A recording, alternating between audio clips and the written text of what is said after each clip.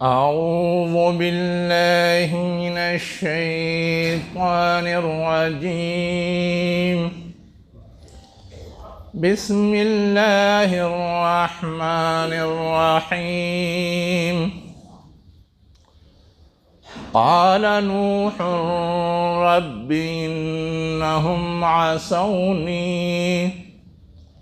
واتبعوا من لم يزده ماله وولده إلا خسارا ومكروا مكرا كبارا وقالوا لا تذرن آلهتكم ولا تذرن ودا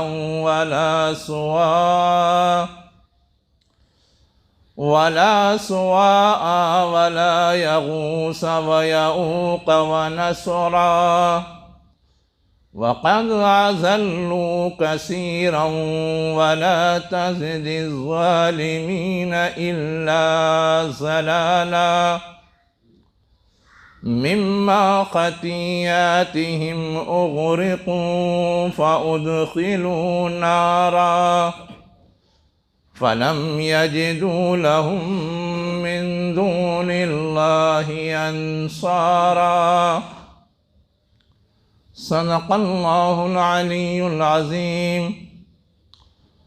شروع اللہ کے نام سے جو انتہائی مہربان ہمیشہ رحم فرمانے والا ہے۔ نوح علیہ السلام نے فریاد کی، اے میرے رب، بے شک انہوں نے میری نافرمانی کی ہے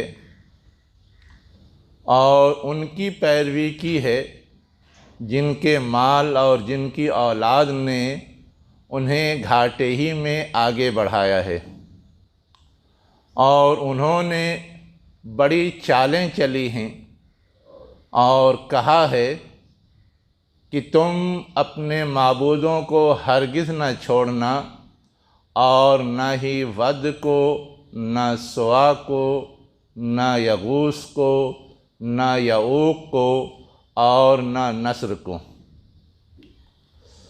انہوں نے بہتوں کو گمراہ کیا اور تو ان ظالموں کو گمراہی ہی میں آگے بڑھا۔ ان کی خطاؤں کی وجہ سے وہ غرق کیے گئے، پس انہیں آگ میں داخل کیا گیا اور انہوں نے اللہ کے مقابلے میں کوئی مددگار اپنے لیے نہیں پایا۔ یہ سورہ نوح کی 21 تا 25 آیات ہیں جو میں نے ابھی آپ کے سامنے پڑھی ہے اور جس کا ترجمہ پیش کیا ہے۔ نوح علیہ السلام انبیاء میں سے ایک نبی تھے۔ حضرت آدم علیہ السلام کے بعد آپ کے نبی بنائے جانے کا تذکرہ قرآن مجید میں ہے۔ آپ نے لوگوں کو راہ راست پر لانے کے لیے کتنی محنت کی اور کتنی قربانی دی، اس کا اندازہ لگانے کے لیے صرف اتنا جان لینا کافی ہے کہ انہوں نے 950 سال تک یہ کام کیا تھا، جو ہمارے اور آپ کے تصور میں بھی نہیں آ سکتا۔ اور اس محنت کے نتیجے میں کتنے لوگوں نے ان کی بات مانی تھی؟ صرف اتنے لوگ جتنے کہ ان کی کشتی میں سوار ہو سکے تھے۔ کتنے لوگ سوار ہوئے؟ روایات میں یہ ملتا ہے کہ 7 لوگ، 72 لوگ، 80 لوگ، 90 لوگ، یعنی ان سب کی تعداد 100 سے کم ہی تھی۔ اتنی لمبی مدت تک محنت، کوشش، اور اس کے نتیجے میں اتنے کم لوگوں کا آپ کی بات کو تسلیم کرنا اور لبیک کہنا، یہ ایک ریکارڈ ہے۔ اس سورہ کے اندر انہی کی زندگی کے مختلف احوال بیان کیے گئے ہیں۔ اور ہمیں اور آپ کو یہ معلوم ہونا چاہیے کہ قرآن کوئی بات یوں ہی نہیں بیان کرتا، اس کے پیچھے کوئی نہ کوئی مقصد ہوتا ہے۔ یہ سورہ ہجرت حبشہ کے بعد نازل ہوئی تھی۔ ہجرت حبشہ کا مطلب یہ کہ مکے کے لوگ اللہ کے رسول اور آپ کے جو اصحاب تھے ان کے لیے بھی حالات بہت مشکل بنا دیے گئے تھے، انہیں بہت تنگ کیا گیا تھا، مجبوراً انہوں نے ہجرت کی تھی۔ اس موقع پر اس سورہ کے نزول کے ذریعے اور اس میں جو باتیں بتائی گئی ہے یہ سمجھانے کی کوشش کی گئی تھی کہ تم نے جتنی مدت محنت کی ہے اس سے زیادہ نوح علیہ السلام نے کی تھی۔ وہ تو نہیں اکتائے، وہ تو نہیں پریشان ہوئے، صبر و استقامت کے ساتھ، تحمل و بردباری کے ساتھ اپنے مشن میں لگے رہے۔ ویسے ہی تمہیں بھی نہیں اکتانا چاہیے، تمہیں بھی نہیں گھبرانا چاہیے، تمہیں بھی صبر و استقامت کے ساتھ اپنے مشن میں لگے رہنا چاہیے۔ وہیں جو لوگ کی اللہ کے رسول اور صحابہ کرام کے جان کے در پہ ہو گئے تھے ان کو یہ سمجھایا گیا کہ نوح علیہ السلام کی قوم بھی ان کے جان کے در پہ ہو گئی تھی، لیکن اللہ نے ان کو تو غرق کیا، البتہ نوح علیہ السلام ان کے اصحاب کو بچا لیا۔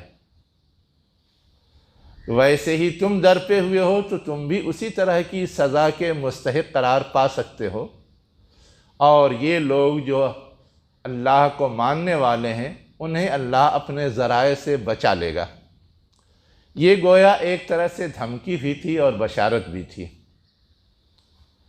اس تناظر میں یہاں نوح علیہ السلام کا پورا تذکرہ آیا ہے، اور اس کا ایک پورشن وہ ہے جو میں نے ابھی آپ کے سامنے پیش کیا۔ کیوں وہ غرق کیے گئے؟ اصلاً اس حصے میں ان کے جرائم گنائے گئے ہیں، انہوں نے کیا کیا کیا تھا، کیا ان کی خطائیں تھیں، کیا ان کی غلطی تھی، وہ بیان کیا گیا، اور وقت کے نبی کے ذریعے یہ چیز سنائی گئی۔ نوح علیہ السلام نے اللہ تعالیٰ سے فریاد کی کہ میری قوم نے میری نافرمانی کی ہے۔ پہلا جرم، میری نافرمانی کا مطلب ہے کہ آپ اللہ کے رسول تھے، اللہ کے نمائندے تھے، آپ کی بات کو تسلیم کرنا ہر بندے کا فریضہ تھا، لیکن انہوں نے آپ کا انکار کیا، آپ کی نافرمانی کی، گویا اللہ کی نافرمانی کی، گویا اللہ کے خلاف انہوں نے اپنی بغاوت کا اعلان کیا۔ پہلا جرم یہ بیان کیا گیا ہے۔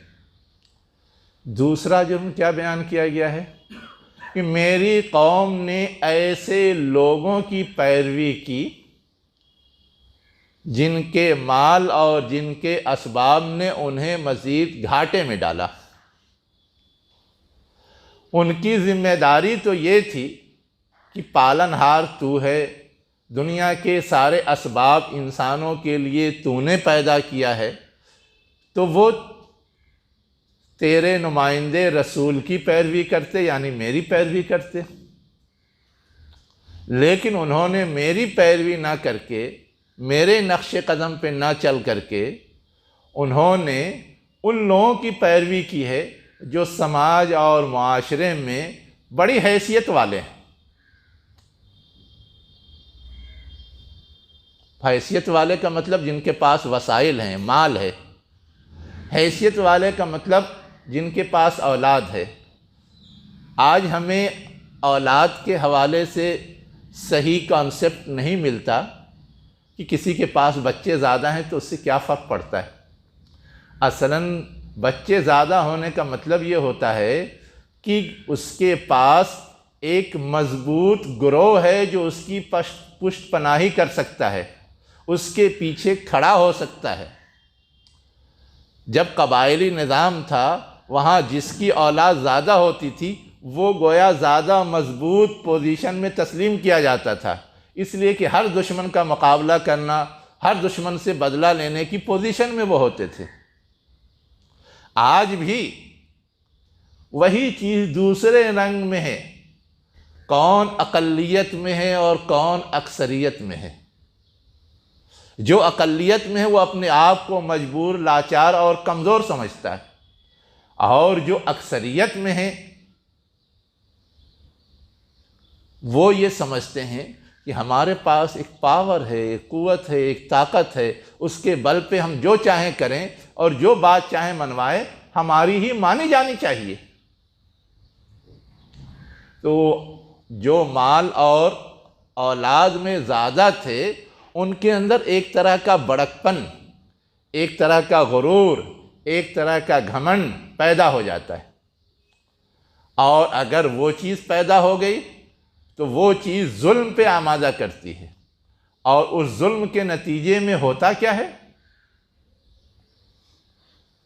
وہ زمین میں فساد پھیلاتے ہیں، بگاڑ پھیلاتے ہیں، منمانی کرتے ہیں، اور اس کا نتیجہ ظاہر ہے کہ گھاٹے کے علاوہ اور کچھ نہیں نکلتا۔ اسی کی طرف اشارہ ہے کہ ان لوگوں نے اپنے زمانے کے بااثر لوگوں کا، اپنے اہل اقتدار کی اتباع کی ہے، بات مانی ہے، اور اصلاً تیرے نمائندے رسول کی بات ماننی چاہیے تھی، وہ نہیں مانا، ان کی پیروی نہیں کرتے، ان کے نقش قدم پہ نہیں چلتے۔ یہ دوسرا جرم ہے جو بتایا گیا ہے۔ تیسرا جرم کیا بتایا گیا ہے؟ نہ صرف یہ کہ تیری نافرمانی کرتے ہیں، تیرے نمائندے کی پیروی نہیں کرتے، یہ تیرے خلاف اور تیرے نمائندے، تیرے دین، تیری کتاب کے خلاف طرح طرح کی چالیں چلتے ہیں۔ وَمَكَرُوا مَكْرًا كُبَّارًا، چھوٹی موٹی چال نہیں، بڑی بڑی چال۔ کیا کہتے ہیں؟ یہ شخص جو اللہ کا نمائندہ بن کر کے آیا ہے، یہ تو پاگل ہے، یہ تو مجنون ہے، یہ تو دیوانہ ہے، اس کو تو جادو ہو گیا ہے۔ ایک بات تو یہ کہتے تھے۔ کیوں یہ بات کہتے تھے؟ تاکہ ان کے بات کا وزن گھٹ جائے، ان کے بات کی حیثیت کم ہو جائے۔ اور کیا کہتے تھے؟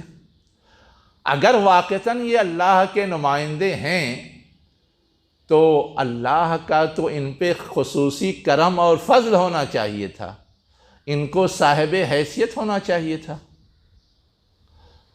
ان کے ماننے والوں پر بھی اللہ کا کرم اور فضل ہونا چاہیے تھا، ان کو بھی صاحب حیثیت ہونا چاہیے تھا۔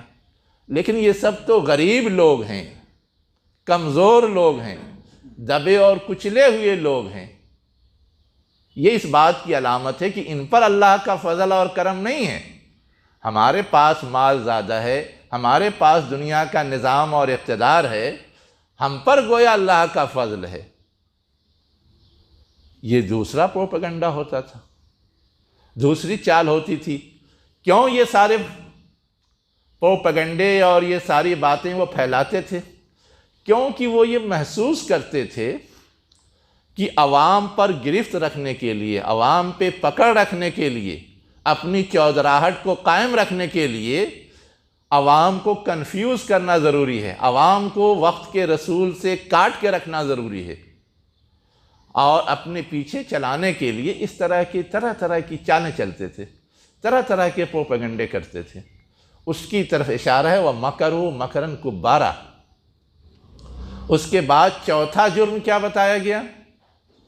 چوتھا جرم یہ بتایا گیا کہ یہ لوگ کہتے ہیں اپنے قوم کے لوگوں سے کہ یہ جو معبودان ہیں جن کی ہم پوجا پرستش کرتے ہیں، ان کو ہرگز نہ چھوڑنا، انہی سے چمٹے رہنا، انہی کو پکڑے رہنا، ان کو چھوڑ کر کے ایک خدا کو کبھی تسلیم نہ کرنا۔ اور آگے کچھ جو بڑے بڑے ان کے بت تھے، معبود تھے، ان کا نام لے کر کے کہتے ہیں۔ ود، سوا، یعوق، یغوث اور نصر، یہ 5 نام لیے گئے ہیں۔ یہ کون تھے؟ بخاری کے اندر عبداللہ ابن عباس رضی اللہ عنہ سے روایت ہے کہ یہ ان کی قوم میں گزرے ہوئے بزرگ تھے جن کا نام یہ تھا۔ شروع میں تو مارے عقیدت کے ان کی تصویریں رکھتے تھے، اور بعد میں اس عقیدت کے اظہار کے لیے پھول مالا چڑھانا شروع کیا، اور اس کے بعد پھر انہوں نے مزید عقیدت کے اظہار کے لیے انہی کے سامنے سر جھکانا اور پرستش کرنا شروع کر دیا۔ اس طرح سے ان کے ہاں شرک کی شروعات ہوئی تھی، اور اللہ کو بھول گئے۔ ہر جگہ یہ ہے، ہمارے یہاں جتنے مقابر ہیں، مزار ہیں، یا دیوی دیوتاؤں کو پوجا جاتا ہے، خاص طور سے جو پرانی شخصیات ہیں، چاہے وہ رام ہو، چاہے وہ کرشن ہوں، چاہے وہ مہادیو ہوں، چاہے وہ گوتم بدھ ہو، سب کو پوجا جاتا ہے نا۔ یہ سب شخصیات تھیں، ان میں سے کسی نے نہیں کہا کہ مجھے سجدہ کرو، لیکن آج ان کو سجدہ کیا جاتا ہے، ان کے نام پہ پتہ نہیں کیا کیا جاتا ہے۔ یہی حال اس قوم کا تھا کہ ان کی بزرگ شخصیات تھیں، دھیرے دھیرے مارے عقیدت اور احترام کے ان کو پوجنا شروع کر دیا، اور اصل جو پوجنے کے لائق ہے اللہ تعالیٰ کی ذات، اس کو بھول بیٹھے۔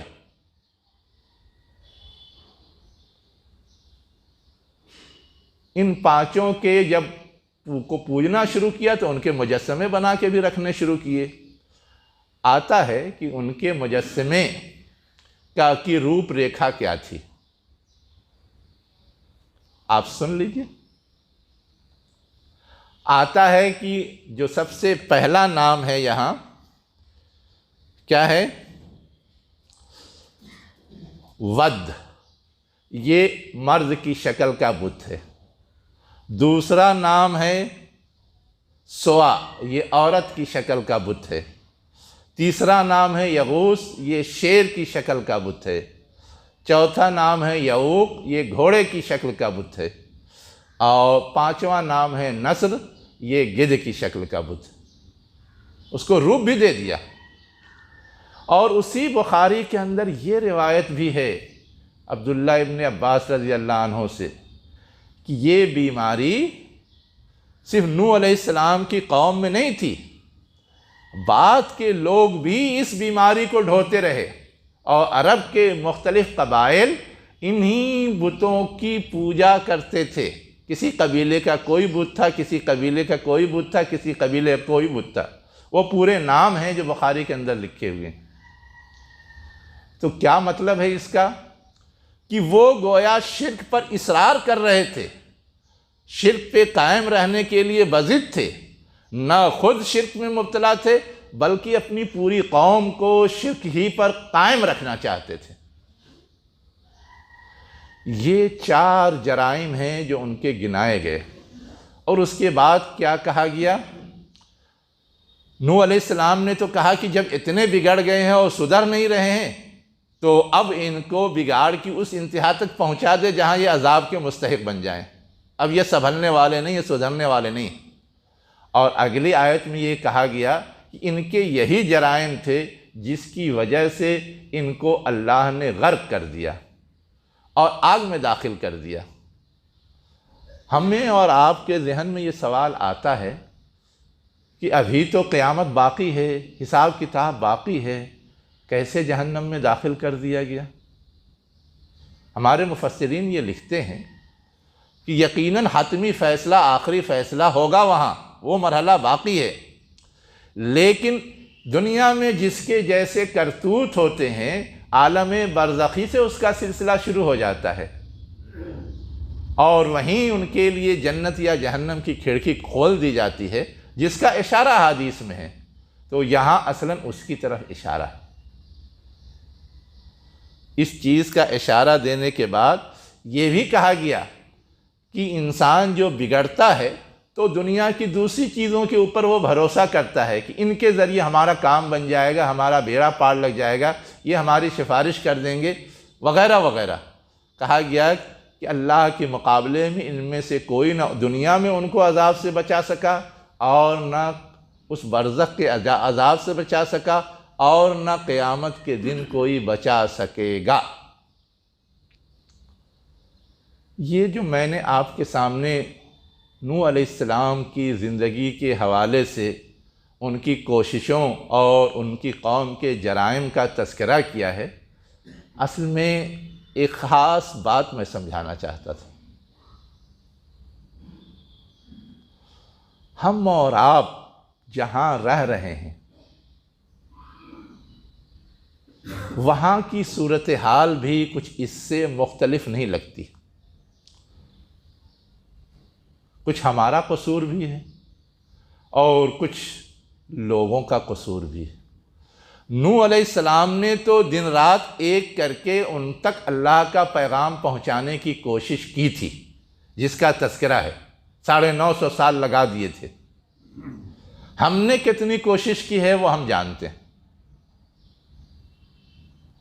ہماری پہلی ذمہ داری پہلے بھی تھی اور آج بھی ہے کہ ہم اللہ کی وحدانیت اور اللہ کی کبریائی کی فکر اور اس کی سوچ اور اس کا تصور وہ لوگوں کے سامنے اجاگر کریں، بتائیں، شرک کی قباحت، شرک کے نقصانات سے لوگوں کو آگاہ کریں۔ ایسا نہیں کہ ہم نے کچھ نہیں کیا ہے تبھی ہمارے مخالفین، کبھی کفار و مشرکین یہ سمجھتے ہیں کہ ہمارے لیے یہ ایک چیز درد سر بن سکتی ہے، ہمارے لیے خطرہ ہے، اسی لیے وہ اسلام و مسلمانوں کے خلاف طرح طرح کے پروپیگنڈے بھی کرتے رہتے ہیں، ان کی مخالفت بھی کرتے رہتے ہیں، ان کو جڑ سے اکھاڑنے کی کوشش بھی کرتے رہتے ہیں۔ لیکن جتنا کرنا چاہیے تھا اتنا کیا ہے نہیں کیا ہے، ہم خود اپنے دامن میں ٹٹول کے اندازہ لگا سکتے ہیں۔ دوسری طرف جو لوگ کی شرک اور کفر میں مبتلا ہیں، ان کے کردار، ان کے طرز عمل کو چیک کرنے کے لیے ان چاروں پہلوؤں پہ ذرا سا جائزہ لے کے کوشش کیجئے، سمجھنے کی کوشش کیجئے کہ انہوں نے اللہ کے پیغام کو ریجیکٹ کیا ہے یا نہیں کیا ہے۔ انہوں نے اللہ کے پیغام کو ریجیکٹ کر کے کن لوگوں کی پیروی اختیار کر رکھی ہے، کن لوگوں کے پیچھے وہ چل رہے ہیں، کون ان کو اپنے پیچھے چلا رہا ہے، اور جن کے پیچھے وہ چل رہے ہیں ان کے پیچھے چل کر کے وہ سرخرو ہوں گے یا ناکام ہوں گے۔ یہ دوسرا پہلو ہے جس کے لحاظ سے ہمیں چیک کرنے کی ضرورت ہے۔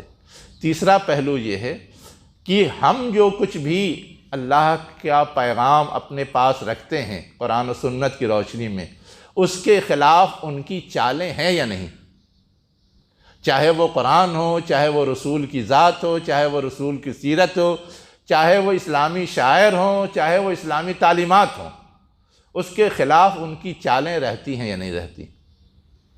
ہم مشاہدہ کریں گے کہ ہیں، انہی چالوں کے نتیجے میں تو بابری مسجد ڈھائی گئی، انہی چالوں کے نتیجے میں تو شریعت کے اندر مداخلت ہو رہی ہے۔ تو ہمیں ان چیزوں کو بھی دیکھنے کی ضرورت ہے۔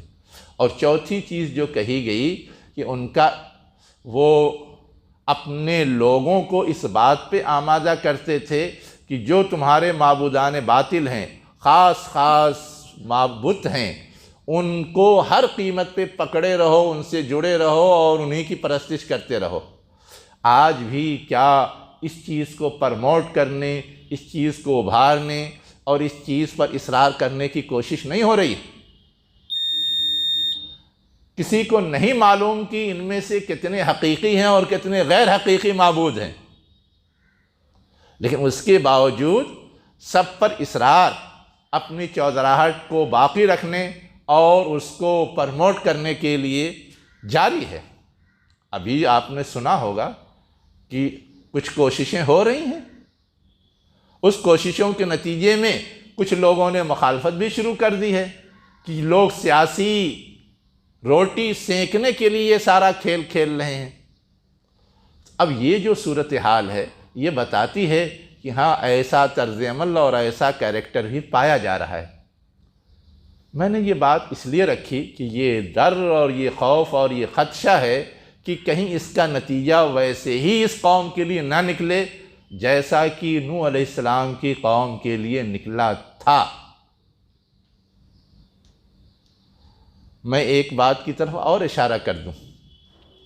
شاہ عبدالعزیز رحمۃ اللہ علیہ نے لکھا ہے کہ جب حد سے جرائم بڑھ جاتے ہیں اور اللہ تعالیٰ کوئی فیصلہ کر لیتا ہے تو اس قوم کو مٹانے کی ایک شکل تو یہ ہوتی ہے کہ جو حق پرست ہوتے ہیں ان سے مقابلہ ہوتا ہے، جہاد ہوتا ہے، قتال ہوتا ہے، اور وہ دبا دیے جاتے ہیں، کچل دیے جاتے ہیں، مار دیے جاتے ہیں، مٹا دیے جاتے ہیں۔ دوسری شکل یہ ہوتی ہے کہ اگر اس پوزیشن میں اہل ایمان نہیں ہیں تو وہ دعا کرتے ہیں۔ اب اسے بد دعا کہا جا سکتا ہے۔ نوح علیہ السلام نے بھی بد دعا کی اپنی قوم کے لیے، قرآن ہی میں موسیٰ علیہ السلام نے بھی اپنی قوم کے لیے بد دعا کی، یہ مذکور ہے۔ اور اس بد دعا کے نتیجے میں ان کو ذلت کے خانے میں اور تباہی اور ہلاکت کے خانے میں ڈال دیا جاتا ہے۔ اس لیے یہ اندیشہ ہو سکتا ہے اگر ہم نے حق ادا کیا تو زیادہ بات تھی، لیکن ہم نے حق ادا نہیں کیا ہے تو اللہ مزید مہلت دے سکتا ہے۔ ہم یہ خواہش نہیں رکھتے، لیکن ہم یہ ڈرتے ہیں کہ اللہ کی سنت اگر اپنے صحیح طریقے پہ چلی تو کہیں ایسا نہ ہو جائے۔ اس لیے ہمیں اپنی ڈیوٹی انجام